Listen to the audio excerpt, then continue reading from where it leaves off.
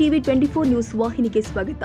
ಜಿಟಿ ದೇವೇಗೌಡರು ಹೊಗಳೋದು ಎಷ್ಟೊತ್ತು, ಬೈಯೋದು ಎಷ್ಟೊತ್ತು ತಲೆಕೆಡಿಸಿಕೊಳ್ಳಬೇಕಾಗಿಲ್ಲ ಎಂದು ಚಿನ್ನರಾಯಪಟ್ಟಣದಲ್ಲಿ ಕೇಂದ್ರ ಸಚಿವ ಎಚ್.ಡಿ. ಕುಮಾರಸ್ವಾಮಿ ಹೇಳಿದ್ದಾರೆ. ಪಟ್ಟಣದಲ್ಲಿ ಮಾತನಾಡಿದ ಅವರು, ಜೆಡಿಎಸ್ ಶಾಸಕ ಜಿಟಿ ದೇವೇಗೌಡರು ಅವರ ಅಸಮಾಧಾನದ ಕುರಿತು ಪ್ರತಿಕ್ರಿಯಿಸಿದ್ರು.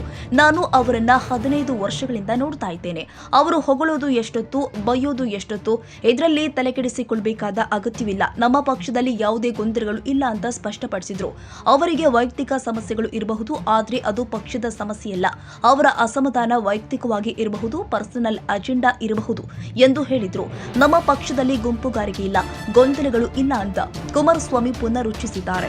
ಬೇರೆ ಪಕ್ಷದ ಗೊಂದಲದ ಬಗ್ಗೆ ನಾನು ಉತ್ತರ ಕೊಡೋದು ತಪ್ಪು. ಬಿಜೆಪಿ ಹೈಕಮಾಂಡ್ ಇದೆ, ಅವರು ಸರಿಪಡಿಸಿಕೊಳ್ತಾರೆ ಎಂದು ಬಿಜೆಪಿ ಒಳ ಜಗಳದ ಬಗ್ಗೆ ಮಾತನಾಡಲು ನಿರಾಕರಿಸಿದ್ರು. ನಮ್ಮ ಪಕ್ಷದಲ್ಲಿ ಏನಿದೆ, ಏನಾಗಿದೆ ನೋಡಿ, ಅವ್ರದ್ದು 15 ವರ್ಷದಿಂದ ನೋಡಿದೀನಿ, ತಲೆ ಹಾಕಿ ಕೆಡಿಸ್ಕೊತೀರಿ. ಅವ್ರು ಹೊಗಳೋದು ಎಷ್ಟೊತ್ತು ಮತ್ತು ಬೈಯೋದು ಎಷ್ಟೊತ್ತು. ನಮ್ಮ ಪಕ್ಷದಲ್ಲಿ ಯಾವುದೇ ರೀತಿ ಗೊಂದಲಗಳಿಲ್ಲ. ಅವ್ರಿಗೆ ವೈಯಕ್ತಿಕವಾದೇನೋ ಸಮಸ್ಯೆಗಳಿರ್ಬೋದು, ಪಕ್ಷದ ಸಮಸ್ಯೆ ಅಲ್ಲ ಅದು. ಅವ್ರ ವೈಯಕ್ತಿಕ ಸಮಸ್ಯೆಗಳಿಂದ ಅವ್ರದ್ದೇನೋ ಪರ್ಸನಲ್ ಅಜೆಂಡಾಗಳಿರ್ಬೋದು. ಆದರೆ ನಮ್ಮ ಪಕ್ಷದಲ್ಲಿ ಯಾವುದೇ ಗೊಂದಲ ಇಲ್ಲ, ಯಾವುದೇ ಗುಂಪುಗಾರಿಕೆ ಇಲ್ಲ.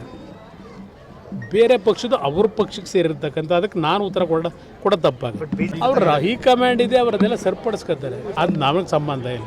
ಕಾಂಗ್ರೆಸ್ನವ್ರು ಅವ್ರು ತೀರ್ಮಾನ ಮಾಡ್ಕೋಬೇಕು, ಅದು ನನಗೇನು ಸಂಬಂಧ. ನಾನು ನೋಡಿ, ಬಜೆಟಲ್ಲಿ ಬರದೇ ಇರ್ಬೋದು. ಹಾಸನದ ಏರ್ಪೋರ್ಟ್ ವಿಷಯದಲ್ಲಿ ಈಗಾಗಲೇ ನಾನು ಸಿವಿಲ್ ಏವಿಯೇಷನ್ ಮಿನಿಸ್ಟರ್ ಹತ್ರ ಚರ್ಚೆ ಮಾಡಿ ಅಲ್ಲಿಂದಲೇ ಏನಾದರೂ ಹೆಚ್ಚಿನ ರೀತಿಯಲ್ಲಿ ನೆರವನ್ನು ಪಡಿಬೇಕು ಅನ್ನೋದಕ್ಕೆ ಪ್ರಯತ್ನ ಪಡ್ತಾ ಇದ್ದೇನೆ. ಅದಕ್ಕೆ ರಾಜ್ಯ ಸರ್ಕಾರ ಸ್ಪಂದಿಸಬೇಕು. ಇವತ್ತು ಅಲ್ಲಿ ಏನೇನು ನಡೆದಿದೆ, ಸ್ಥಳೀಯವಾಗಿ ಯಾರ್ಯಾರು ಸೇರ್ಕೊಂಡು ಏನೇನು ಭೂಮಿ ಹೊಡೆದು ಏನೋ ಬಡಾವಣೆ ರಚನೆ ಮಾಡಿ ನಾವು ಏರ್ಪೋರ್ಟ್ ಮಾಡಿದ್ರೆ ಜನ ಓಡಾಡೋಕ್ಕಲ್ಲ ಮಾಡಬೇಕು ಅಂತ ದೇವೇಗೌಡರ ಕನಸು. ನಮ್ಮ ರೈತರು ಬೆಳೀತಕ್ಕಂಥ ಬೆಳೆಗೆ ಒಂದು ಹೊಸ ಪದ್ಧತಿಯಲ್ಲಿ ರೈತರ ಕೃಷಿ ವಲಯಕ್ಕೆ ಉತ್ತೇಜನ ಕೊಟ್ಟು ಬೆಳೆದಂಥ ಬೆಳೆ ವಿದೇಶಗಳಿಗೆ ಏರ್ ಕಾರ್ಗೋದಲ್ಲಿ ಎಕ್ಸ್ಪೋರ್ಟ್ ಮಾಡಿ ರೈತರ ಆರ್ಥಿಕ ಶಕ್ತಿಯನ್ನು ಸದೃಢಗೊಳಿಸಬೇಕು ಅನ್ನೋದು ದೇವೇಗೌಡರ ಒಂದು ಕನಸಿದೆ. 25 ವರ್ಷದಿಂದ ಪಾಪ ಅದರ ಬಗ್ಗೆನೇ ಅವ್ರ ಚಿಂತೆ. ಇವರು ಎಷ್ಟರ ಮಟ್ಟಿಗೆ ಇವರು ಬೆಂಬಲ ಕೊಡ್ತಾ ಇದ್ದಾರೆ, ಇದು ಇರ್ತಕ್ಕಂಥ ಪ್ರಶ್ನೆ. ಅವರು ಎಲ್ಲ ರೀತಿ ಸಕಾರಾತ್ಮಕ ಸ್ಪಂದಿಸಿದ್ದಾರೆ. ಜೊತೆಗೆ ಒಂದು ಇಲ್ಲಿಯ ಇನ್ಫ್ರಾಸ್ಟ್ರಕ್ಚರ್ ಸೆಕ್ರೆಟರಿ ಏನಿದ್ದಾರೆ, ಒಂದು ಸಭೆ ಕರೀರಿ ಅಂತಲೂ ರಿಕ್ವೆಸ್ಟ್ ಮಾಡಿದ್ದೀನಿ. ಮಿನಿಸ್ಟ್ರಿಗೆ ಕರೀತಾರೆ ಸದ್ಯದಲ್ಲಿ. ರಾಜ್ಯದಲ್ಲೇ ಅವರು ಹೋರಾಟ ಮಾಡಬೇಕು ಅನ್ನೋದಿದೆ. ಅವರು ನನಗೀಗೇನು ಹೆಚ್ಚಿನ ಜವಾಬ್ದಾರಿ ಪ್ರಧಾನಮಂತ್ರಿಗಳು ಕೊಟ್ಟಿದ್ದಾರೆ. ಇಲ್ಲಿ ಪಕ್ಷದ ಸಂಘಟನೆಗೆ ನನ್ನ ವಯಸ್ಸಿನ ಸಮಸ್ಯೆ ಇದ್ದರೂ ಪಕ್ಷದ ಸಂಘಟನೆಗೆ ಕಾರ್ಯಕರ್ತರಿಗೆ ಒಂದು ಶಕ್ತಿ ತುಂಬಲಿಕ್ಕೆ ನಾನೇ ಓಡಾಡಬೇಕು ಅಂತಕ್ಕಂಥ ನಿರ್ಧಾರ ಮಾಡಿದ್ದೀನಿ ಅಂತ ಈಗಾಗಲೇ ಘೋಷಣೆ ಮಾಡಿಬಿಟ್ಟಿದ್ದಾರೆ. ಈಗ ನನಗೆ ಬೇರೆ ಬೇರೆ ರೀತಿಯಲ್ಲಿ ಒತ್ತಡಗಳಿದೆ ಅಂತ ಹೇಳಿ, ಆದರೆ ನಾನು ಈಗಲೂ ನಮ್ಮ ರಾಷ್ಟ್ರೀಯ ಅಧ್ಯಕ್ಷರಿಗೆ ಮನವಿ ಮಾಡೋದು, ನಮಗೆ ನಮ್ಮ ಮುಂದೆ ಇರಬೇಕಿನ್ನು.